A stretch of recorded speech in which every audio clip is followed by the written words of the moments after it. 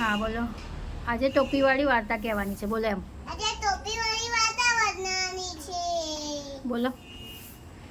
આજે ટોપીવાળી વાર્તા જોવાની છે. એક હતો ફેજો. ફેરિયો શું કરતો હતો? ટોપી વેચતો હતો. વેચતો હતો ટોપી. પછી એ ક્યાં જતો હતો?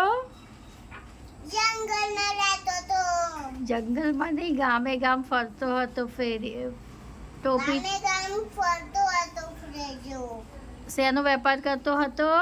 ફેજો શેનો વેપાર કરતો હતો? ટોપીઓનો. ટોપીનો.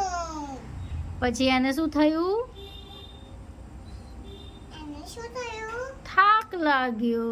થાક લાગ્યો. એટલે તે ક્યાં સૂઈ ગયો?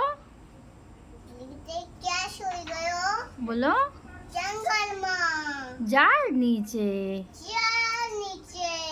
અને ઝાડની ઉપર કોણ હતું? વાંદરો. વાંદરાએ શું કર્યું? ટોપી લઈ લીધો. ફેરિયાની બધી ટોપીઓ લઈ લીધી. ફેરિયાની બધી ટોપી પહેરી. ફેરિયાની બધી ટોપી લઈ લીધી. પછી વાંદરાએ શું કર્યું ટોપીને? પહેરી દીધી ટોપી વાંદરાએ બધા. પછી ફેરિયો ઉઠ્યો એટલે શું કર્યું ફેરિયાએ?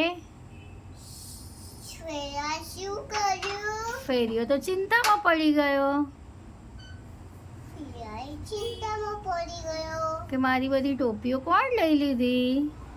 કે મારી બધી ટોપી કોણ લઈ લીધી હતી? કોણે લઈ લીધી હતી? વાંદરા.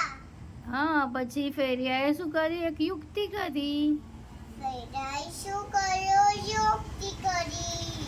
અને પોતાના માથા ઉપરથી ટોપી નીચે ફેંકી દીધી.